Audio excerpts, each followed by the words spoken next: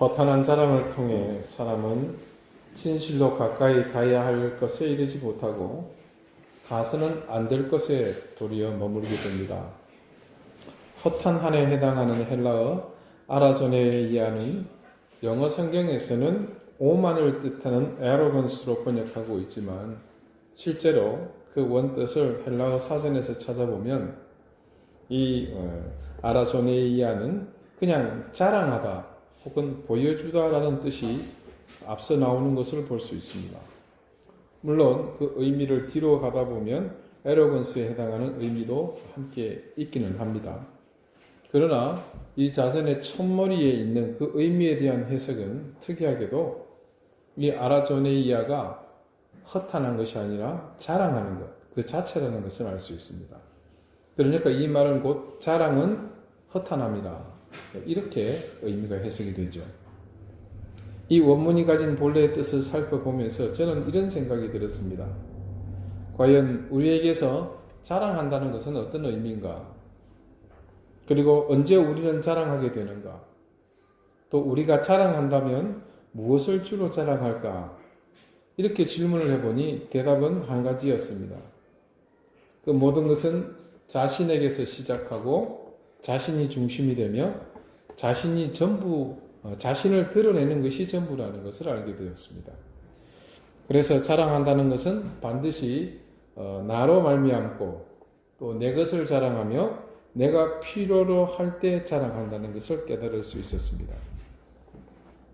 자랑이 있는 곳에는 자랑하는 그 사람만이 돋보이려 발돋움할 뿐이고 듣는 이와 그리고 들으며 부러워하는 이가 있을 수 있겠지만 반드시 그 자랑을 통해 누군가는 아파하며 고통스러운 사람이 있기 마련입니다. 신앙생활을 오래 하신 분들은 바울의 다음과 같은 고백을 많이 들어보셨을 것입니다. 고린도후서 12장 1절의 시작입니다. 이것은 바울이 환상 중에 3층천, 하늘의 세 번째 단계까지 올라가서 보았던 환상에 대한 것을 간증할 때입니다. 무익하나마 내가 부득불을 자랑하노니 주의 환상과 계시를 말하리라. 자, 이 말씀에서 주목해 봐야 할 것이 바로 바울이 자랑이라는 말을 하면서 그 앞에 수식어를 붙인 것입니다. 무익하나마 그리고 내가 부득불. 자, 이렇게 수식어를 붙인 이유는 간단합니다. 자신이 지금 자랑하는 것은 자신을 드러내거나 자신의 위치를 공고히 하거나 아니면 과시하기 위한 것도 아니라는 것을 염두에 두고 시작한다, 이런 뜻입니다. 그래서 바울은 자랑에 대해서 스스로 이렇게 고백합니다. 내가 부득불 자랑할진대 내가 연약한 것을, 내가 약한 것을 자랑하리라. 즉 자신을 두고서 자랑할 때는 자신의 약한 것을 자랑한다라고 합니다. 대신에 그는 자신이 아닌 것을 자랑할 때에는 로마서 15장에서 이렇게 말합니다. 그러므로 내가 그리스도 예수 안에서 하나님의 일에 대하여 자랑하는 것이 있거니와. 이렇듯 말씀 속에서 보여지는 그의 자랑에 대한 견해는 이렇습니다. 결국 자신이 하나님 앞에 낮아지거나 없어지는 것을 말할 때만 그는 자랑합니다. 결국 우리가 자랑하는 것은 옳지 못하며 그 자랑으로 인해 우리가 허탄한 데에 빠질 수밖에 없음을 성경 말씀은 증언하고 있습니다. 야고보 사도가 지적하고 있는 우리 지난주 16절 말씀에 허탄한 자랑이 바로 악한 것이 되는 이유를 우리가 정말 바르게 알아야 할 것입니다. 우리 속에 자랑들, 즉 허탄한 그 자랑들이 가득할 때는 주님의 의지와 그분의 가르침보다 그곳에는 나 자신이 충만합니다.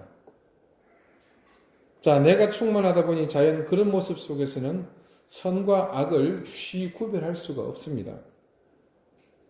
그때 구별하지 못하는 것은 그 선과 악을 구별하는 내가 그 선과 악의 경계를 몰라서 그런 것이 아닙니다. 단지 자신의 이상한 의지 때문에 선과 악의 기준이 되는 그 경계가 굉장히 움직이기 때문이죠. 플렉시블한 것입니다. 고무줄과 같이. 선과 악의 존재라는 것은 변하지 않는 판단의 기준이 있기 때문에 그 존재의 유무가 인식되는 것입니다. 만약에 그 기준이 사라지게 된다면 선도, 악도 아무런 의미가 없어지게 되는 거죠. 사람에게 무슨 의미겠습니까? 여기서 그 선과 악에 대한 기준이 있다라는 것, 그것이 또 없을 수도 있다라는 이 의미를 우리는 그래서 무겁게 받아들여야 합니다. 내가 중심이 되면 기준은 자연 내 의지를 따라 움직입니다. 그런 이유로 내게서 선과 악은 언제나 위로 아래로 널뛰듯이 춤을 춥니다. 어제는 선한 것이 오늘은 악이 될 것이며 어제는 내게 악이었지만 오늘은 그 악이 내게 선이 되기도 합니다. 반대로 내가 악이라고 생각한 것이 내일에는 선이 되며 오늘 선한 것이 내일이 악이 되어버립니다. 자, 제가 지금 여러분에게 말씀드리는 것이 어떤 의미인지 여러분은 잘 아실 겁니다. 사람은 언제든 자신의 손익에 따라 손바닥 뒤집듯이 상황을 뒤집고 관계를 바꾸고 그렇게 PR을 무시로 바꿉니다. 그렇게 사는 것이 경쟁 사회에서 이기는 길이고 더 많은 것을 얻을 수 있을지 모릅니다. 기업도 그렇거니와 국가도 마찬가지입니다. 2차 대전 중에 서로를 죽이고 파괴했던 일본과 미국이 전례 없는 우방국이 되어 서로의 신뢰를 지금 과시합니다. 우리 역시 마찬가지입니다. 월남전에서 월맹군에게 공표와 두려움의 대상이었던 따이한, 그것이 지금은 그들에게 전혀 다른 의미입니다. 총칼을 겨누면서 피 흘리며 싸웠던 과거와 달리 지금 베트남과 우리나라는 전례 없는 더없이 좋은 관계를 가지고 있지 않습니까? 그렇게 바뀌어버렸습니다. 이유는 다른 것 없습니다. 서로가 서로에게 경제적으로 유익이 되기 때문입니다. 아무런 이해관계가 없다면 그렇게 가까울 필요가 없겠지요. 그런데 과연 우리도 그렇게 살아야 할까요? 원수처럼 지내야 한 사람과 가까이 지내는 것은 결코 나쁜 일이 아닙니다. 그것은 오히려 장려해야 할 일이죠. 그러나 그것이 그 사람을 용서하고 사랑하고 이해해서 그런 것이 아니라 그에게서 뭔가 유익을 얻을 것이 있어서 그렇다면 그것은 또 다른 문제입니다. 우리의 신앙은 그렇다면 과연 어떤 모습이어야 하겠습니까? 결론부터 말씀드려서는 신앙은 절대로 그래서는 안 됩니다. 어떤 경우가 되었건 우리의 믿음은 기준과 방향에 있어서 변함이 없어야 합니다. 불의한 것을 두고서 우리가 믿음으로 그것이 불의한 것을 안다면 결코 타협하거나 수용해서는 안 될 것입니다. 때로는 단순히 부정할 수 있고 외면하면 그만인 상황을 넘어서 우리가 부당함과 불의 앞에서 그것을 그 즉시 버리거나 외면할 수 없는 상황에 마주할 때가 많습니다. 그렇다면 그때는 또 어떻게 해야 하겠습니까? 똑같습니다. 의심하거나 주저할 필요 없습니다. 그때에도 우리는 옳은 것을 해야 합니다. 하나님은 하나님의 자녀들인 우리가 옳은 일을 하기 원하십니다. 그러기 위해서는 우리가 옳지 않다고 여길 수 있는 많은 장애물을 없애야만 합니다. 이때 장애물은 여러 가지가 있을 수 있습니다. 먼저는 우리의 생각이 될 수 있습니다. 우리가 생각하는 것들, 즉 판단하거나 선택하는 것이 하나님의 옳은 일을 제대로 수행하는 데 있어서 장애가 되지 않도록 해야 합니다. 옳은 일, 하나님이 하시기를 바라는 그 일을 하기 위해서 우리가 멈춰야 할 걸음이 있습니다. 마찬가지로 우리가 버려야 할 것들이 있습니다. 우리가 포기해야 하는 것들도 있습니다.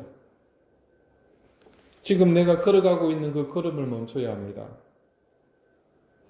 멈추는 것에서 때로는 그 방향을 바꿔 다른 곳을 향해서 또다시 걸어가야 할 일이 생깁니다. 아주 작은 것에서부터 시작합니다.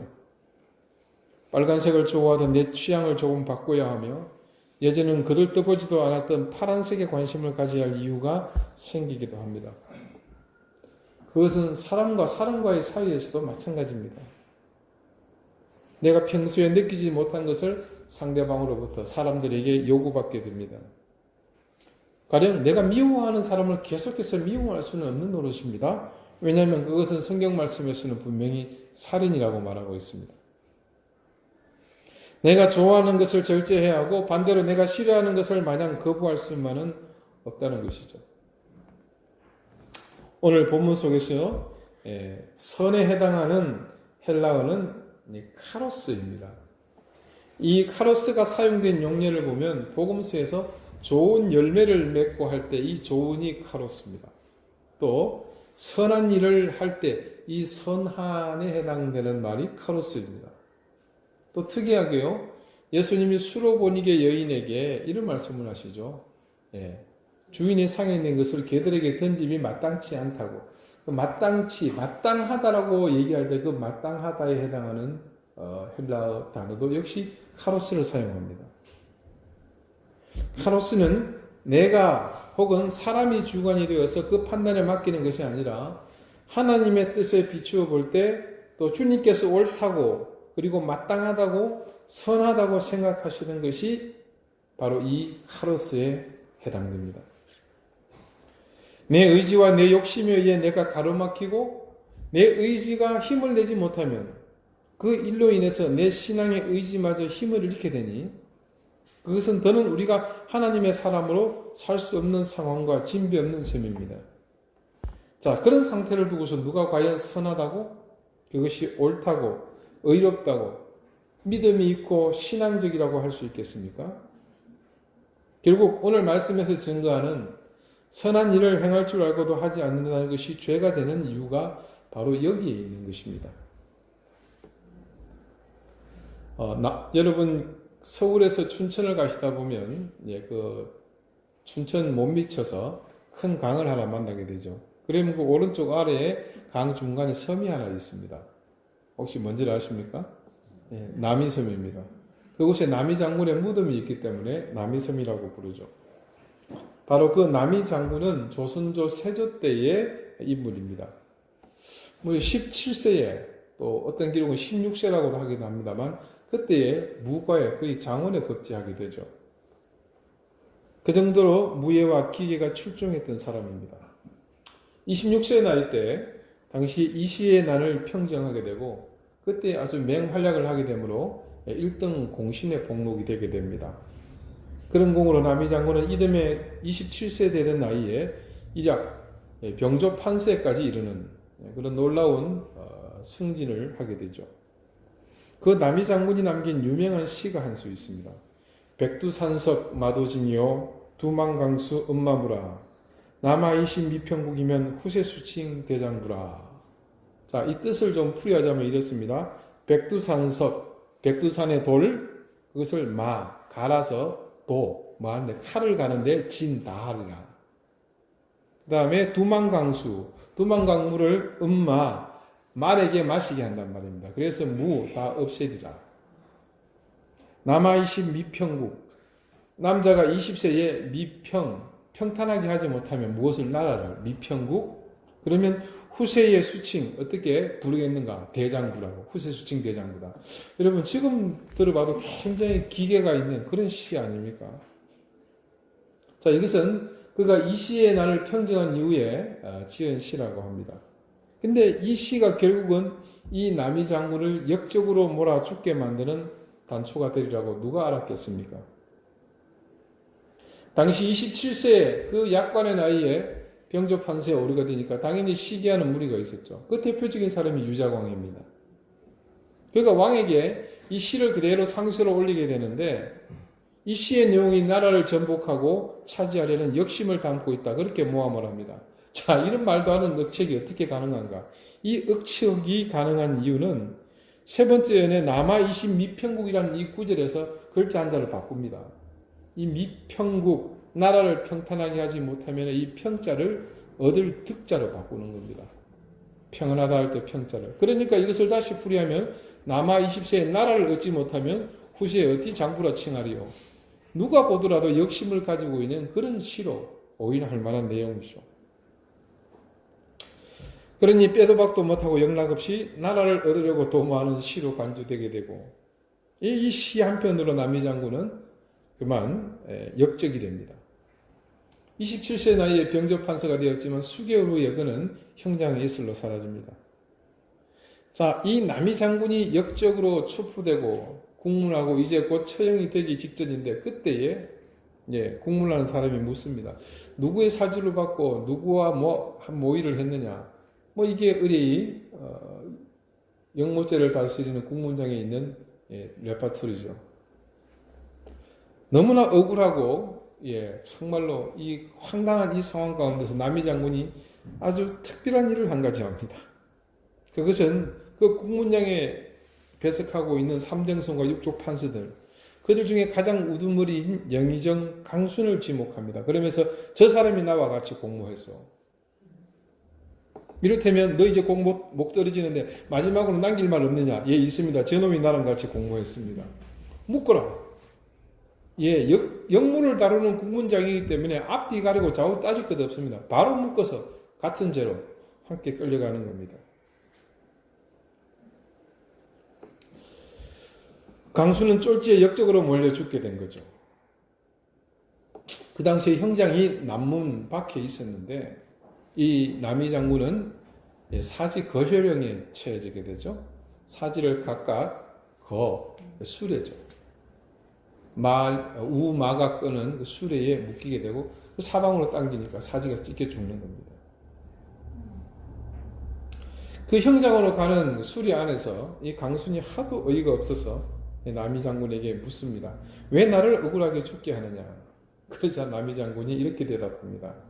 당신은 영의정 자리에 있고 나이가 80이나 되고 또 함께 이 시에 나를 평정하러 간 이 부하의 억울함을 보면서 몸을 사려 한마디 변호도 하지 않는 그 불의를 범했기 때문에 죽어 마땅하다. 말인즉 나 억울한 거 너 아는데 왜 가만히 있었느냐는 거죠. 불의한 일이 자행되고 있음에 침묵하고 있던 자들에게 남이 장군이 벌인 어처구니 없지만 정말 기가 막힌 복수였습니다. 젊은이와 친하다가 이런 화를 당하는 무렵 반역이 어떤 죄인들의 장난을 치다니. 강순이 마지막 남긴 말이라고 합니다. 기가 막힌 강순은 어찌해볼 도리가 없었습니다. 그냥 그렇게 그도 같이 끌려가서 형상의 이슬로 사라지고 맙니다. 아내와 자식이 모두 죽임을 당한 것은 물론이요 가산도 모두 정몰되었을 일은 뻔한 일입니다. 남이 장군이 억울하게 죽어가는 그 현장에서 그 불의에 대해 아무런 말도 하지 않은 그를 무죄라고 이야기할 수는 없는 노릇이었습니다. 1929년 독일 나치당은 자체 대표를 선출하는 투표를 하게 됩니다. 그때 딱 한 표 차이로 아돌프 히틀러가 당수에 당선이 됩니다. 그리고 32년 나치는 독일 총선에서 승리하고 제1야당이 되죠. 그렇게 승리한 나치는 아리아인 게르만인으로 대표되는 독일 우월주의를 표방하게 됩니다. 그리고 이런 민족 우월주의는 자연히 그 시대에 독일의 경제권을 쥐고 있던 유태인들을 향하게 됩니다. 반유대주의로 이어집니다. 1933년 히틀러는 수상이 되어서 정치의 전면에 등장합니다. 그는 1차 대전의 패배의 책임에 베르사유의 조약을 통해서 불평등하게 유럽 사회에서 손해를 보고 있던 독일 국민들의 마음을 움직이게 되고, 그리고 그런 뒤에서 일당 독재 정치, 그리고 군국주의를 표방하면서 39년에 마침내 폴란드를 침공하게 됩니다. 그래서 제2차 세계대전을 일으키죠. 유럽 전역으로 전쟁이 확산되면서 유대인들에 대한 박해는 도가 극에 달합니다. 수도 베들린에서만 수십만 명의 유대인들이 폴란드 아우슈비츠로 보내집니다. 그때 죽음의 수용소로 가는 이 아우슈비츠로 가는 열차 안에 가득 태워진 유대인들, 그들은 다가올 불행을 예감했고 열차 내부에는 그래서 무거운 침묵만이 흐르고 있습니다. 그 순간 침묵을 깨고 한 청년이 입을 열었습니다. 나는 왜 죽어야 하는지 이유를 모르겠어요. 나는 잘못을 한 적이 없고 세금도 꼬박꼬박 냈습니다. 독일 정부에 충성했지요. 그런데 그 대가가 죽음이라니. 나는 아무리 잘못이 없는데 왜 죽어야 하나요? 왜? 사람들의 시선이 젊은이를 향하고 그러던 중 한 노인이 나지막하게 말했습니다. 젊은이 자리에 앉게나. 아무것도 하지 않은 것이 바로 자네의 죄일세. 독일 정부가 이토록 큰 죄악을 저지르고 선량한 사람을 죽이고 인종이 다르다고 인간을 짐승처럼 취급하고 세계로 전쟁을 확산시키고 있는데 자네는 아무것도 하지 않았네. 바로 그 때문에 자네가 오늘 이 기차에 타게 된 것이라네. 나머지 사람들도 마찬가지고. 불의를 보고도 아무 말 하지 않은 죄에 관한 이야기입니다. 그에 대한 또 다른 이야기가 있죠. 제가 수년 전 설교 중에 여러분에게 말씀드린 기억이 있습니다.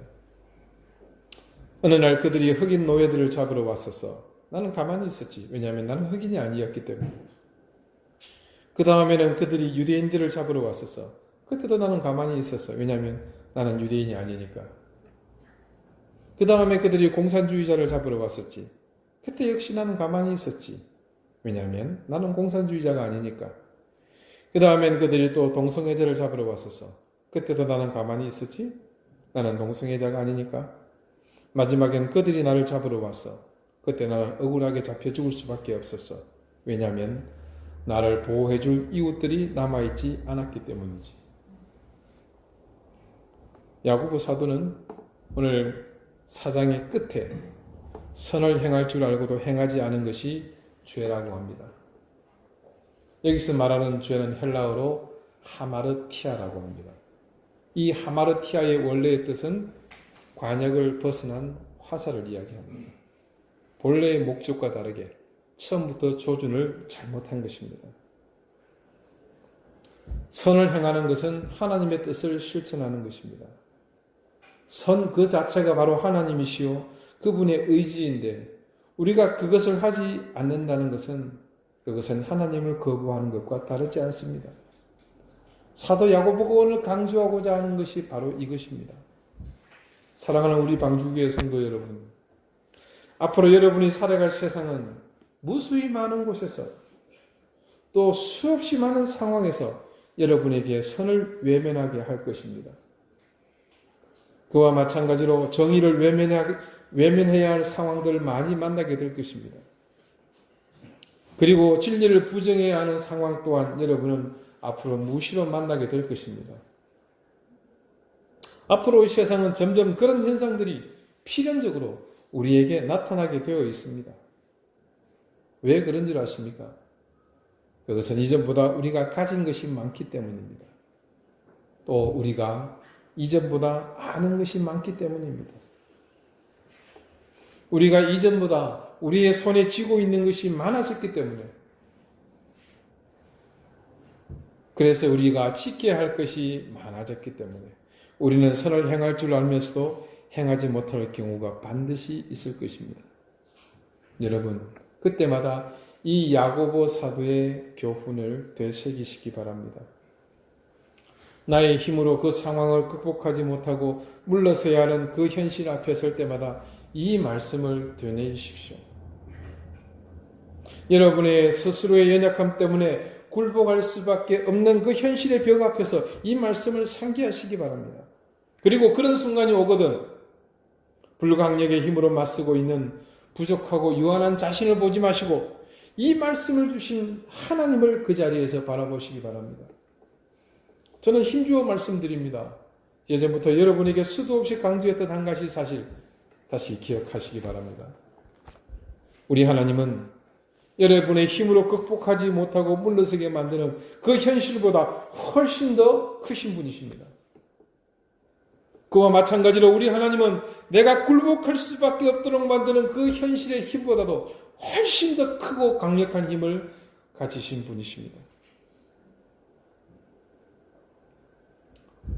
우리가 허탄한 자랑으로 나 자신으로 스스로의 인생을 채우지 않으면 그분은 반드시 내게서 자랑이 되시며 나의 인생을 채우시는 그 체험으로 우리와 함께 하십니다.